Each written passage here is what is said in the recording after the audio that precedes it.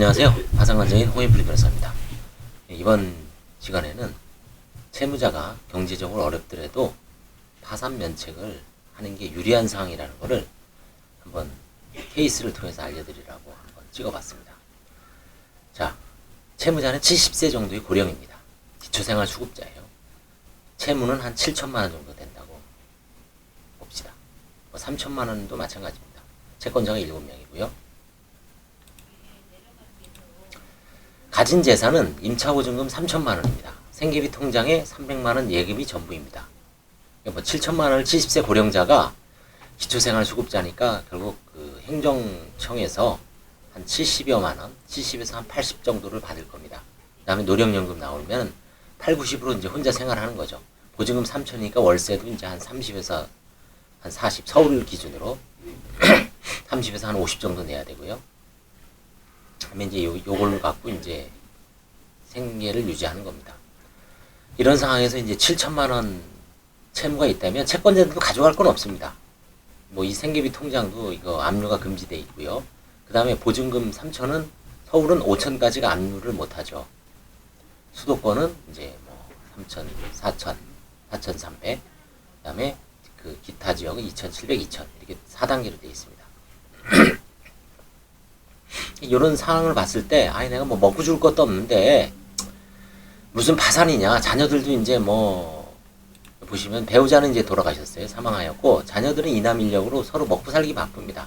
신경 쓸 여력이 없죠. 자녀들도. 그러니까 이제 아무도 신경을 안 쓰죠. 뭐, 돌아가시면 나중에 상속 포기하지. 한정 승인하지. 근데 이런 경우에 이제 어떻게 될까? 파산 신청하는데 이제 뭐, 돈이 들어가죠. 몇백만 원 들어가죠. 변호사 비용하고 뭐 파산관제인 비용하고 송달료하고 이럭저럭 뭐 못해도 한 150에서 200, 150에서 한 1, 200, 뭐 많으면 한 300까지 들어갑니다. 그래서 법적으로는 채무자는 압류 금지 재산만 보유하고 있죠. 그래서 채권자들은 강제 집행을 가져갈 재산이 없습니다. 유채동산 정도 있지만 이런 정도 사는 분들이 유채동산이 가치가 얼마나 있을까요? 한 3, 40도 안 나올 겁니다. 따라서 굳이 뭐 수백만 원의 돈을 들여 살아있을 동안에 생전에 개인 파산 면책 신청을 할 필요가 없습니다. 없다라고 이제 뭐 생각하는 분들 맞아요. 맞는 이야기예요. 여기까지는. 자, 그런데 채무자가 사망한 후 이 아까 그 70세 고령자가 이제 계시다가 만약에 뭐 돌아가셨다. 자녀들은 보증금이 있죠. 그 상속 재산입니다. 그걸 슬그머니 부모님, 아버님 돌아가셨다, 혹은 어머님 돌아가셨다고 자기네가 뭐 장례비에 쓸 수가 없습니다. 슬그머니 썼다가 나중에 독박 쓰죠. 그래서 한정 승인한 후에 파산관제인에게 상속재산 파산 신청을 통하여 관제인 선임 시 줘야 됩니다. 관제인이 임차보증금 3천만 원을 환수하여 채권자들에게 나눠줘야 합니다. 세금이 있으면 세금 먼저 내고요. 이거를 상속인들이 그냥 뭐 자기네 뭐 모르겠지 하고 입마이 포켓 할 수가 없어요. 법적으로 문제가 되죠. 상속재산을 부정소비하거나 은닉한 겁니다. 결국은 따라서 특히 기초생활수급자이면서 압류금지 재산, 서울의 경우 보증금 5천만 원 미만입니다. 이내의 보증금만 보유하고 있는 채무자라면 생전에 파산면책 신청을 통하여 채무를 면책받는 것이 유리하다. 그렇죠? 전체적인 그 이남 일녀의 자녀들 입장에서 보면 생전에 그 파산 면책을 받으면 3천만 원은 나중에 본인들이 쓸 수가 있죠. 뭐 장례비 쓴다거나 아니면 뭐 생활비에 쓸 수가 있습니다. 물려받아서.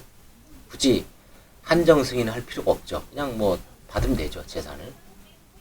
한정 승인 해도 됩니다. 혹시 우발적 채무가 있으니까. 그렇지만 나중에 3천만 원 범위 내에서만 변제하면 돼요.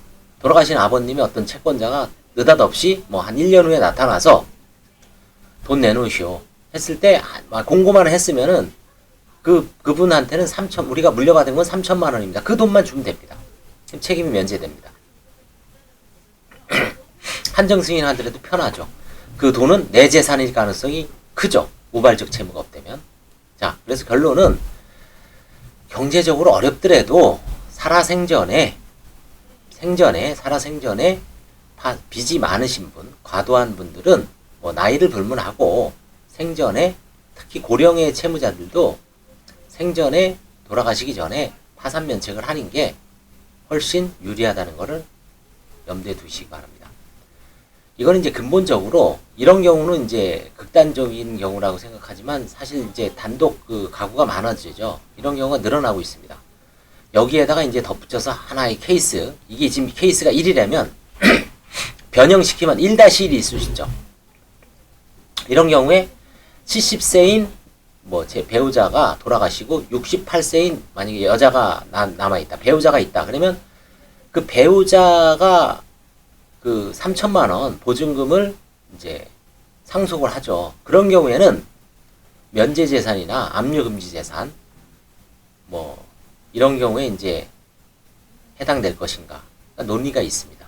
그런 경우에 배우자의 생전의 안정을 위해서 그런 경우에는 면제재산, 압류금지재산의 취지를 준용하자라는 설이 있습니다. 아직까지 확고한 건 아닙니다.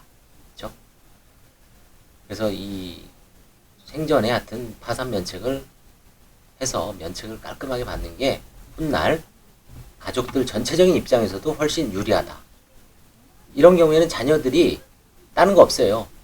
미리 아무리 먹고 살기 힘들더라도 객출을 해서 부모님을 설득을 해서 생전에 파산 면책을 받는 게 결론적으로 유리하다는 게 입증이 됐잖아요. 그렇죠? 이런 식으로 물론 뭐 그 사람 명의, 채무자 명의로 보증금이 돼 있지 않고 자녀 명의로 돼 있다. 그러면 별 문제는 없습니다만 이건 채무자 명의로 재산이 돼 있을 때 얘기입니다.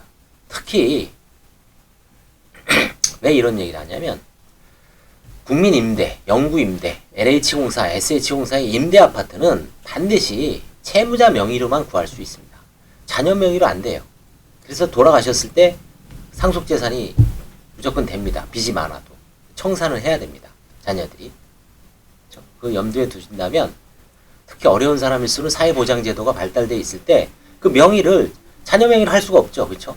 일반 SH공사 임대아파트가 아니라 그냥 본인들이 알아서 일반 시장에서 뭐 월세를 얻는다. 그럼 뭐 자녀가 내 명의로 얻어놓고 부모님을 모시고 나중에 돌아가셨을 때는 그 보증금은 내게 되니까 별 문제가 없는데 오히려 이런 공적기관 사회보장제도에 의해서 SH공사나 LH공사에서 임대아파트는 반드시 부정을 방지하기 위해서 해당 명의자 명의로 임대만 허용되죠. 그렇죠? 임대 다른 사람한테 이렇게 함부로 또 넘길 수도 없습니다. 다 쫓겨납니다.